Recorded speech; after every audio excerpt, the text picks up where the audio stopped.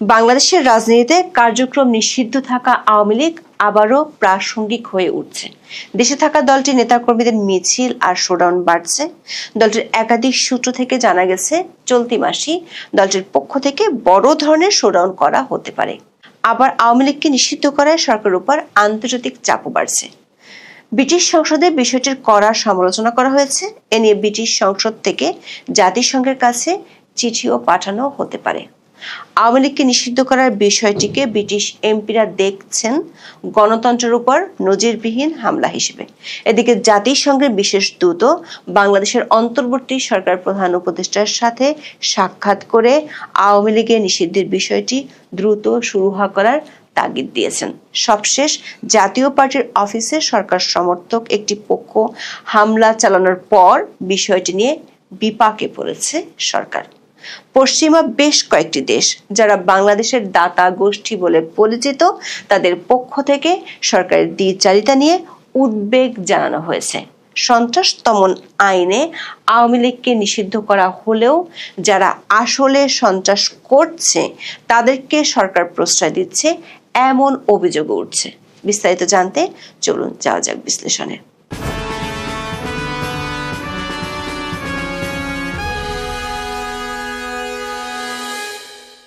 বাংলাদেশের ভোটের রাজনীতি ছিল মূলত দুই দল কেন্দ্রিক। এর একটি আওয়ামী লীগ ও অন্যটি বিএনপি। 1991 সাল থেকে 2008 সাল পর্যন্ত বাংলাদেশে নির্দলীয় সরকারের যে 4টি অবাধ ও সুষ্ঠু এবং অন্তর্ভুক্তিমূলক নির্বাচন হয়েছে, সেই নির্বাচনগুলোতে আওয়ামী লীগ এবং বিএনপি সবচেয়ে বেশি ভোট পেয়েছে। বিএনপি সর্বোচ্চ 2001 সালে প্রায় 41% ভোট পেয়েছিল, আর আওয়ামী লীগ সর্বোচ্চ 49% ভোট পেয়েছিল 2008 সালের নির্বাচনে। 1991 সাল থেকে আওয়ামী ও বিএনপির ভোট ওঠানামা করলেও জামাত ইসলামী এবং জাতীয় পার্টির ভোট ব্যাংক কমতি দেখা গেছে। আর এই সময়টাতে নতুন যে দলগুলোর জন্ম হয়েছে, তাদের কেউ নিজেদের অস্তিত্ব সেভাবে জানান দিতে পারেনি। কিন্তু 15 বছর দেশ শাসনের পর গত বছরের 5ই আগস্ট আওয়ামী লীগের জন্য দৃশ্যপট পুরোপুরি পাল্টে যায়। প্রথমে অধ্যাপক ইউনূসের অন্তর্বর্তী সরকার পক্ষ থেকে দল নিষিদ্ধ করা হবে না বলে মত দেওয়া হয়েছিল, কিন্তু সরকারি মিত্রদের চাপের মুখে চলতি বছরের 12ই মে আওয়ামী লীগকে নিষিদ্ধ করা হয়। আকস্মিক রাজনৈতিক সিদ্ধান্ত হলেও সরকার এর জন্য আইন সংশোধন করেছিল। 2025 সালের 12ই মে প্রকাশিত গেজেটে 2009 সালের সন্ত্রাস বিরোধী অধ্যাদেশের একটি গুরুত্বপূর্ণ সংশোধনের মাধ্যমে রাজনৈতিক দল বা সংগঠনের কার্যক্রম নিষিদ্ধ করার বিধান যুক্ত করা হয়। এর আগে বাংলাদেশের রাজনৈতিক দল বা সংগঠন নিষিদ্ধ করার জন্য 1974 সালের বিশেষ ক্ষমতা আইন এবং 1978 সালের পলিটিক্যাল পার্টিস অর্ডিন্যান্সের মতো আইন বিদ্যমান ছিল। অন্তর্বর্তী সরকারের আইন উপদেষ্টা ডক্টর আসিফ নজরুল নিজেই স্বীকার করেছিলেন যে দল নিষিদ্ধ করার জন্য অন্যান্য আইনও ছিল। এরপরও নতুন করে সন্ত্রাস বিরোধী আইনের অধীনে এই সংশোধনী আনা হয়েছিল, কিন্তু সরকার এই কৌশল এখন সরকারের মিত্রদের জন্য বুমেরাং হয়ে গেছে। সম্প্রতি এক সপ্তাহের মধ্যে গণ অধিকার পরিষদের নেতাকর্মীরা জাতীয় পার্টির অফিসে 3 বার হামলা, ভাঙচুর ও আগুন লাগিয়েছে। সবশেষ 5 সেপ্টেম্বর জাতীয় পার্টির অফিসে পুলিশের সামনে আগুন লাগানো হয়। জাতীয় পার্টির পক্ষ থেকে 24 ঘন্টার মধ্যে গণ অধিকার পরিষদের বিরুদ্ধে ব্যবস্থা নেওয়ার দাবি জানানো হয়। সূত্রগুলো বলছে, বাংলাদেশের দাতা গোষ্ঠী বলে পরিচিত পশ্চিমা বেশ কয়েকটি দেশের রাষ্ট্রদূতের পক্ষ থেকে বিষয়টি নিয়ে সরকারের কাছে উদ্বেগ জানানো হয়েছে। রাজনৈতিক কৌশল হিসেবে সন্ত্রাসী কর্মকাণ্ডের অভিযোগ এনে আইন সংশোধন করে আওয়ামী লীগকে নিষিদ্ধ করা হলো, কিন্তু সরকারের মিত্ররা পুলিশের সামনে অন্য রাজনৈতিক দলের কার্যালয় জ্বালিয়ে দিচ্ছে। এমন পরিস্থিতিতে সরকার নীরব দর্শকের ভূমিকা পালন করেছে। এ নিয়ে দুটি দূতাবাসের পক্ষ থেকে সরকার উচ্চ মহলে 6 সেপ্টেম্বর ব্যাখ্যা জানতে চাওয়া হয়েছে। সূত্রগুলো বলছে, আগামী কয়েকদিনের মধ্যে এ বিষয়ে রাষ্ট্রদূতদের পক্ষ থেকে আনুষ্ঠানিকভাবে সরকারকে জানানো হবে। এরই মধ্যে আওয়ামী লীগের উপর নিষেধাজ্ঞা এবং বাংলাদেশের সামগ্রিক রাজনৈতিক পরিস্থিতি নিয়ে আন্তর্জাতিক মহলের উদ্বেগ স্পষ্ট। ব্রিটিশ পার্লামেন্টে এ নিয়ে আলোচনাও হয়েছে। এতটা দীর্ঘ আলোচনা হয়েছে যে অনেকে মনে করছেন এটি একটি শক্তিশালী আনুষ্ঠানিক বার্তা। পার্লামেন্টের বিতর্কে একাধিক ব্রিটিশ এমপি বাংলাদেশের মানবাধিকার পরিস্থিতি, গণতন্ত্রের রীতিনীতি এবং রাজনৈতিক প্রতিপক্ষের বিরুদ্ধে সন্ত্রাস বিরোধী আইনের ব্যবহারের কঠোর সমালোচনা করেছেন। বিশেষ করে 2025 সালের মে মাসে আওয়ামী লীগের কার্যক্রম নিষিদ্ধ করার সিদ্ধান্তকে ব্রিটিশ এমপিরা গণতন্ত্রের উপর নজিরবিহীন হামলা হিসেবে আখ্যায়িত করেছেন। এই ধরনের মন্তব্য থেকে বোঝা যায় আন্তর্জাতিক সম্প্রদায় বাংলাদেশের অভ্যন্তরীণ ঘটনাগুলোকে শুধু পর্যবেক্ষণের মধ্যে সীমাবদ্ধ রাখছে না, বরং তাদের মূল্যায়নকে আনুষ্ঠানিকভাবে প্রকাশ করছে। ব্রিটিশ সরকার, বিশেষ করে foreign, Commonwealth and development office বা FCDO, বাংলাদেশের রাজনৈতিক স্থিতিশীলতা ফিরিয়ে আনতে একটি নির্দিষ্ট সময়সীমার মধ্যে অবাধ, সুষ্ঠু ও অন্তর্ভুক্তিমূলক নির্বাচনের উপর গুরুত্ব দিয়েছে। ব্রিটিশ পার্লামেন্টের আলোচনায় বাংলাদেশ সরকারের উপর রাজনৈতিক দল নিষিদ্ধের ইস্যুটি নিয়ে চাপ প্রয়োগের জন্য ICC এবং জাতিসংঘের বিশেষ প্রতিনিধিদের কাছে চিঠি পাঠানো নিয়ে আলোচনা হয়েছে। 4 সেপ্টেম্বর প্রধান উপদেষ্টা ডক্টর মোহাম্মদ ইউনূসের সঙ্গে সাক্ষাৎ করেছেন বাংলাদেশের জাতিসংঘের আবাসিক সমন্বয়ক গোয়েন লুইস।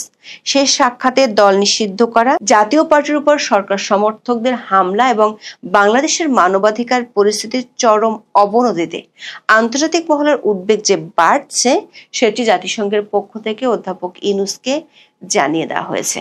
যদিও সরকারের পক্ষ থেকে বিবৃতি দিয়ে দাবি করা হয়েছে গোয়েন লুইস বাংলাদেশের ফেব্রুয়ারি নির্বাচনের পক্ষে থাকার কথা বলেছেন, তবে বাংলাদেশের জাতিসংঘ দপ্তরের সূত্রগুলো বলছে সব দলের অংশগ্রহণে নির্বাচন না হলে সেটি আন্তর্জাতিকভাবে যে গ্রহণযোগ্য হবে না তা অধ্যাপক ইউনূসকে জানিয়ে দিয়েছেন তার ঘনিষ্ঠ জন বলে পরিচিত গোয়েন লুইস।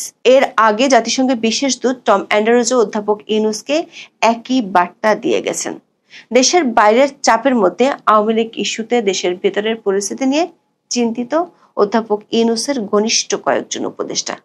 5 সেপ্টেম্বর রাজধানীর 3টি স্থানে আওয়ামী লীগ ও অঙ্গ সংগঠনগুলো মিছিল করেছে।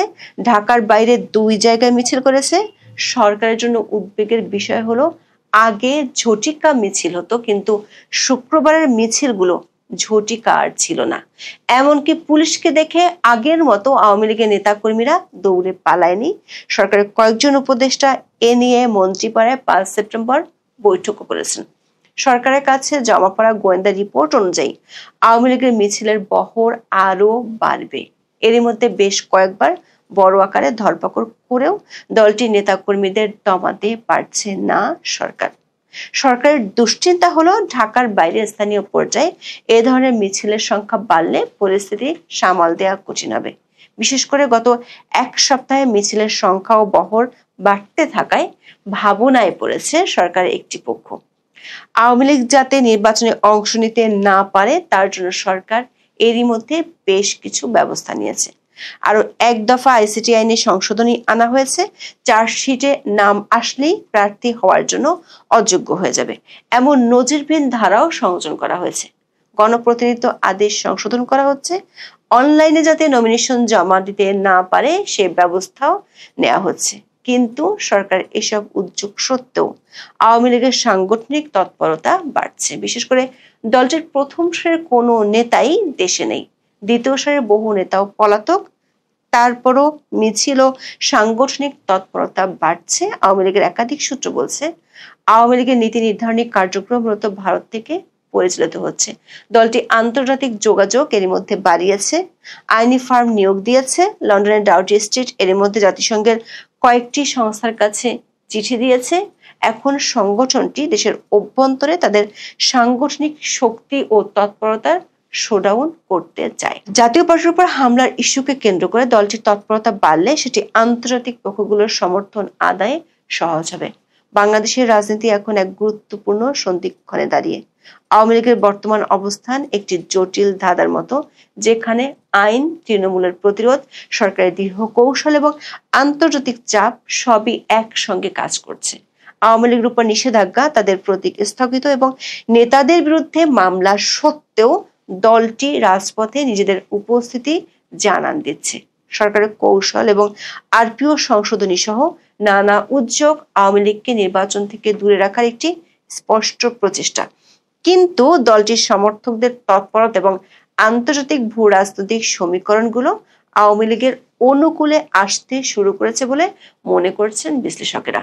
আন্তর্জাতিক মহল, বিশেষত ব্রিটিশ পার্লামেন্ট এবং জাতিসংঘ বাংলাদেশের গণতন্ত্র ও মানবাধিকার নিয়ে উদ্বেগ প্রকাশ করছে। এটা স্পষ্ট, বাংলাদেশের ভবিষ্যৎ এখন একটি অনিশ্চিত এবং উত্তপ্ত পরিস্থিতির দিকে এগোচ্ছে। এটি এমন একটি দাবা খেলার মতো যেখানে প্রতিটি চাল এবং পাল্টা চাল পরিস্থিতিকে আরো জটিল করে তুলছে এবং বোর্ডের চিত্র দ্রুত পরিবর্তিত হচ্ছে। এখন এ পর্যন্ত, সবাই ভালো থাকুন, সুস্থ থাকুন, নিরাপদে থাকুন। দেখা হবে আগামী পর্বে।